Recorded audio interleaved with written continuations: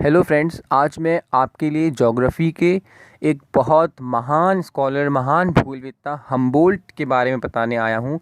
इन्होंने आधुनिक भूगोल की रचना करी, आधुनिक भूगोल के पिता कहे जाते हैं। और आज जो हम भूगोल पढ़ रहे हैं उसकी नींव हम्बोल्ट के द्वारा ही डाली गई थी। आज जो हम आधुनिक भूगोल पढ़ते हैं, हम्बोल्ट उसके संस्थापक हैं। उन्होंने बहुत ऐसे महान कार्य करे ज्योग्राफी में जो सराहनीय हैं। तो आइए पढ़ते हैं हम्बोल्ट। आधुनिक भौगोलिक विचारों के संस्थापक हम्बोल्ट और रिटर दोनों को ही बोला जाता है। आइए पहले पढ़ते हैं हम्बोल्ट। सन 1750 से 1850 की अवधि में आधुनिक भूगोल की आधारशिला रखने का श्रेय जर्मन विद्वानों को था। सन 1750 से 1850 की अवधि में आधुनिक भूगोल की आधारशिला, बेस उसका रखने का श्रेय किसको है? जर्मन विद्वानों को है। हम्बोल्ट व रिटर के काल को भूगोल के इतिहास में चिर संवत प्रतिष्ठ काल के नाम से जाना जाता है। इन दोनों राइटर्स ने भूगोल में इतना अच्छा कार्य करा कि इनके काल को ही चिर संवत प्रतिष्ठ काल, शास्त्रीय काल, इतना अच्छा काल माना जाता है। क्लासिक पीरियड कहा जाता है इनके काल को। इनके हम्बोल्ट और रिटर के काल को चिर संवत प्रतिष्ठ काल के नाम से जाना जाता है। हम्बोल्ट ने पादप भूगोल की नींव डाली और भूगोल को वर्णनात्मक विज्ञान कहा। हम्बोल्ट ने पादप भूगोल की भी नींव डाली थी। बॉटनी, पादप मतलब पेड़ पौधे, और इसने वर्णनात्मक विज्ञान कहा। और जो रिटर महोदय थे, रिटर ने भूगोल में मानव पक्षों को विशेषता, उसका वातावरण से संबंध को दर्शाया। आइए अब शुरू करते हैं Alexander von Humboldt. Alexander von Humboldt का जन्म 1769 में हुआ था, 1769 में हुआ था। हम्बोल्ट का जन्म सन 1769 में जर्मन के बर्लिन नगर में एक संपन्न परिवार में हुआ था।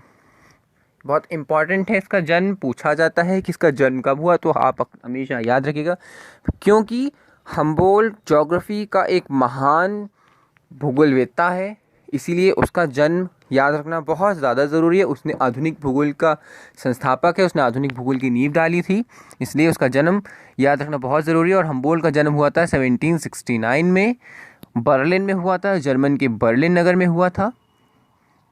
हम्बोल्ट को आधुनिक भूगोल का जनक कहा जाता है। He is the father of modern geography. Humboldt आधुनिक भूगोल का जनक है। जो आज भूगोल हम पढ़ रहे हैं उसकी नींव हम्बोल्ट ने ही डाली थी। हम्बोल्ट अंतिम बहुविषयक पॉलीमैथ था। बहुविषयक, आप जानते हैं बहुविषयक क्या होता है? पॉलीमिथ क्या होता है?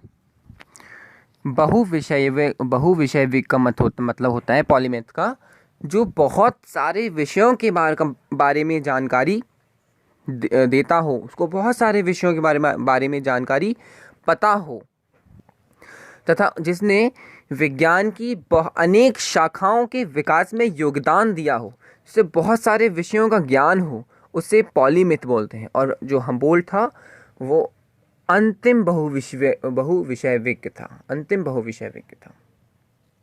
आगे हम्बोल्ट की बहुत ज़्यादा फेमस पुस्तकें हैं। उष्णकटिबंधीय विश्व का भूप्राकृतिक वर्णन, मध्य Asia and cosmos. It is the very important book. Cosmos बहुत ज़्यादा इंपॉर्टेंट बुक है। ये यूजीसी नेट के एग्ज़ाम में कई बार आ चुकी है, यूनिवर्सिटीज़ के एग्ज़ाम में आती है, पीजीटी के एग्ज़ाम में ये बुक पूछी जा चुकी है। कॉस्मॉस बहुत ज़्यादा ज़रूरी बुक है। सेंट्रल एशिया भी बहुत इंपॉर्टेंट है। और उष्णकटिबंधीय विश्व का प्राकृतिक वर्णन, ये तीनों ही बहुत ज़रूरी पुस्तकें हैं। आइए आगे देखते हैं। हम्बोल्ट ने ज्योग्राफी में बहुत सारे अपने एस्पेक्ट दिए, उसने बहुत सारे काम करे, उसने बहुत सारी चीज़ों को खोजा। तो आज देखते हैं इसने कौन कौन चीज़ों को खोजा है। प्लीज़ मेरे चैनल को सब्सक्राइब करिए और उसको शेयर भी करिए। आइए बढ़ते हैं आगे। केवल हम्बोल्ट ही था जिसने वायु के कम दबाव से चक्कर आने की स्थिति के अनुभव को स्पष्ट किया था। केवल हम्बोल्ट ही था जिसने वायु के कम दबाव से चक्कर आने की स्थिति के अनुभव को स्पष्ट किया था। मैं आपको बताता हूँ। हम्बोल्ट चिम्बरोज पर्वत की चोटी पर चढ़ा था। हम्बोल्ट जो था वो चिम्बरोज पर्वत चोटी पे चढ़ा था, जिसकी ऊंचाई 6326 मीटर है। हम्बोल्ट जो था वो चिम्ब्रोज पर्वत चोटी पर चढ़ा था, जिसकी ऊंचाई 6326 मीटर है। जब ये इस चिम्ब्रोज चोटी पर चढ़ा तो उसने पहली बार मानव शरीर पर ऊंचाई के प्रभाव का अध्ययन करा, और उसने ये बताया कि हम्बोल्ट ही है जिसने वायु के कम दबाव से चक्कर आने की स्थिति को स्पष्ट किया था। जब वे पहाड़ पे चढ़ा तो उसने अनुभव किया कि जब वायु के दबाव कम हो जाता है तो चक्कर आना शुरू हो जाते हैं। उसने ये अनुभव को सबसे पहले स्पष्ट करा था, अनुभव करा था। आइए आगे बढ़ते हैं। हम्बोल्ट के अभियान के पश्चात पहली बार समताप रेखाओं के से सहित विश्व मानचित्र की रचना हुई। इनसे पहले निश्चित मापक के आधार पर मैप्स को बनाया गया था। एनेक्सीमैंडर ने बनाया था। एनेक्सीमैंडर ने सबसे पहले सही मापक के आधार पर मैप को बनाया था, लेकिन हम्बोल्ट ही पहले थे जिन्होंने समताप रेखाओं के द्वारा सबसे पहले विश्व मानचित्र की रचना की थी। समताप रेखाओं के द्वारा। समताप रेखाएं वो होती हैं जो समान ताप को मिलाती हैं। समान ताप को मिलाने वाली रेखाएं समताप रेखाएं कहते हैं, जिनको समताप रेखाएं कहते हैं, समान ताप को मिलाने वाली रेखाएं। हम्बोल्ट इंडक्टिव मेथड में विश्वास करते थे। इन्होंने इंडक्टिव मेथड को खोजा था। भूगोल के संदर्भ में हम्बोल्ट ने सृष्टि वर्णन शब्द का प्रयोग किया। कॉस्मोग्राफी, ये भी इंपॉर्टेंट है, ये पेपर में पूछा जाता है। कॉस्मोग्राफी शब्द का प्रयोग सबसे पहले किसने कराया? तो हम्बोल्ट ने सबसे पहले कॉस्मोग्राफी शब्द का प्रयोग करा था। कॉस्मोग्राफी इससे रिलेटेड कई ऐसे शब्द हैं जो मिसमैच होते हैं, जैसे कोरोग्राफी। तो आप ध्यान रखिएगा कि जो कॉस्मोग्राफी है वो हम्बोल्ट ने डिस्कवर करा है। महाद्वीपता की अवधारणा भी हम्बोल्ट ने ही स्थापित करी। थी। हम्बोल्ट ने ऐसे बहुत सारे कार्य करे हैं। हम्बोल्ट ने भूगोल में क्रमबद्ध विधि का प्रतिपादन किया। सिस्टमैटिक मेथड उसने प्रतिपादित करा था। स्टेपीज और मरुस्थल नामक निबंध में हम्बोल्ट ने लिखा तुलनात्मक विधि द्वारा। स्टेपीज और मरुस्थल नामक उसका एक निबंध है। जिसको उसने तुलनात्मक विधि के द्वारा लिखा। तुलनात्मक विधि, उसने कितनी विधियों को खोजा? आप देखिए, उसने तुलनात्मक विधि को खोजा, सिस्टमैटिक विधि को खोजा, और उसने इंडक्टिव मेथड को खोजा। इसने अभी तक तो 3 विधि निकल चुकी हैं। आप तीनों विधियों को ज़रूर याद रखिएगा। इसने ऐसी बहुत सारी विधियों को खोजा है। प्रकृति व मानव का पूर्ण विवरण हम्बोल्ट की कृति में है। फ्लोअर्स फ्राइवरजेंसिस की कृति है, जिसमें प्रकृति व मानव का पूर्ण विवरण हम्बोल्ट की कृति में है। हम्बोल्ट ने भूगोल में अनुभाविक विधि, एक और विधि देखिए, अनुभाविक विधि। हम्बोल्ट ने भूगोल में अनुभाविक विधि का भी प्रयोग करा है। इसने ऐसी कई विधियों का प्रयोग करा है। इसकी सारी विधियों को याद रखिएगा, क्योंकि विधियाँ पूछी जाती हैं पेपर में। इसने अनुभाविक विधि का भी प्रयोग करा है, तुलनात्मक विधि का भी प्रयोग करा है, सिस्टमैटिक विधि का भी प्रयोग करा है। इसने कई विधियों, और इसने इंडक्टिव मेथड का भी प्रयोग करा है। आइए अब देखते हैं हम्बोल्ट ने भूगोल को क्या क्या दिया। हम्बोल्ट की भूगोल को देन कौन कौन सी हैं? वायुदाब मापी द्वारा पर्वतों की ऊंचाई ज्ञात करना। इसने वायुदाब मापी द्वारा सबसे पहले पर्वतों की ऊंचाई ज्ञात की। परमाफ्रॉस्ट का अध्ययन, सबसे पहले इसने परमाफ्रॉस्ट का अध्ययन करा। मैं बता देता हूँ आपको परमाफ्रॉस्ट होता क्या है। जो ग्लेशियर्स के एरिया होते हैं, जैसे अंटार्कटिका, आर्कटिका, ग्रीनलैंड्स, एक तो बर्फ़ होती है जो पहाड़ों की चोटियों पे होती है, एक बर्फ़ होती है जो पूरे महाद्वीप पर फैली होती है, जैसे ग्रीनलैंड, और एक बर्फ़ वो होती है जो मट्टी के या धरती के अंदर होती है। धरती के अंदर जो बर्फ़ होती है उसको ही परमाफ्रॉस्ट बोला जाता है। ये बहुत ज़्यादा ठंडे एरिया अंटार्कटिका, आर्कटिक जैसे क्षेत्रों पर है, तो वह बर्फ़ जो धरती के नीचे पाई जाए उसको परमाफ्रॉस्ट कहते हैं। और परमाफ्रॉस्ट का अध्ययन सबसे पहले हम्बोल्ट ने ही करा था। परमाफ्रॉस्ट का अध्ययन, ठीक। सबसे पहले हम्बोल्ट ने ही जलवायु विज्ञान मतलब क्लाइमेटोलॉजी, सबसे पहले हम्बोल्ट ने ही क्लाइमेटोलॉजी शब्द का उपयोग करा। इससे पहले ऐसा कोई वर्ड नहीं था, सिर्फ जलवायु के बारे में लोग पढ़ते थे, लेकिन हम्बोल्ट ने ही क्लाइमेटोलॉजी शब्द को खोजा। हम्बोल्ट ने ही क्लाइमेटोलॉजी शब्द को खोजा। हम्बोल्ट ने सर्वप्रथम पनामा नहर का विचार दिया और पेरू धारा की पहचान की। हम्बोल्ट ने ही सर्वप्रथम, सबसे पहले आज जो पनामा नहर बनी है उसका विचार हम्बोल्ट का ही है। और जो पेरू धारा है, पेरू धारा की पहचान भी हम्बोल्ट ने ही की थी सबसे पहले। मैं पनामा नहर के बारे में थोड़ी जानकारी दे देता हूँ। जो पनामा नहर है वो प्रशांत महासागर तथा अटलांटिक महासागर को जोड़ती है।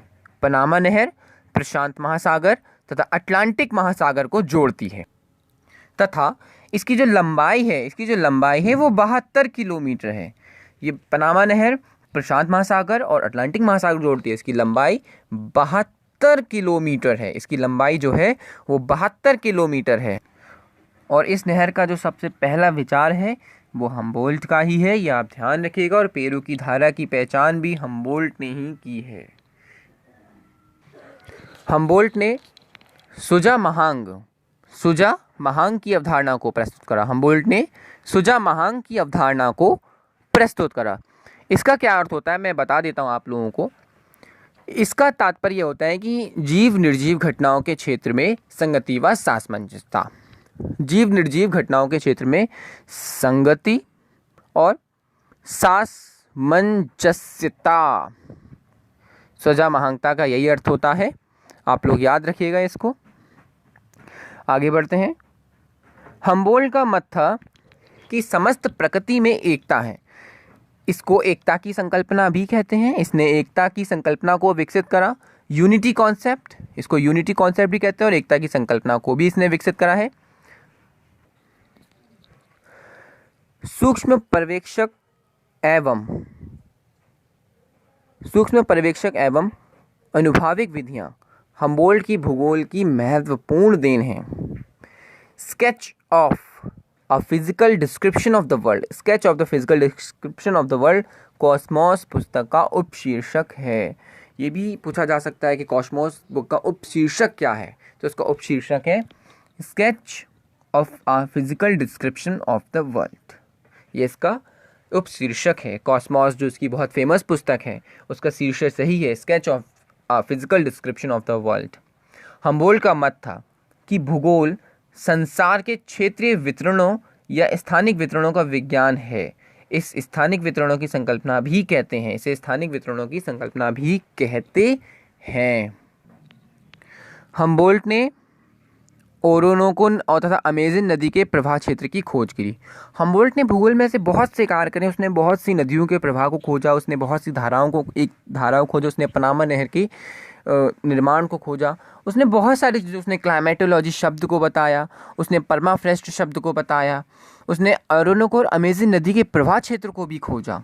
हम्बोल्ट बहुत ही बड़ा दार्शनिक था, बहुत ही बड़ा भूगोलवेत्ता था। उसको बहुत नॉलेज थी इन सब चीज़ों की। वो भूगोल को भ्रमणशीलता के ऊपर कहते थे। जो भूगोल का छात्र है वो भ्रमण करे, उसका मानना था। हम्बोल्ट का कहना था, उसने कहा वनों और वर्षा के बीच धनात्मक संबंध होता है। वनों और वर्षा के बीच धनात्मक संबंध होता है। जहाँ वन होंगे वहाँ वर्षा जरूर होगी। हम्बोल्ट यूनिटी ऑफ नेचर में विश्वास करता था। उसकी यूनिटी ऑफ नेचर है।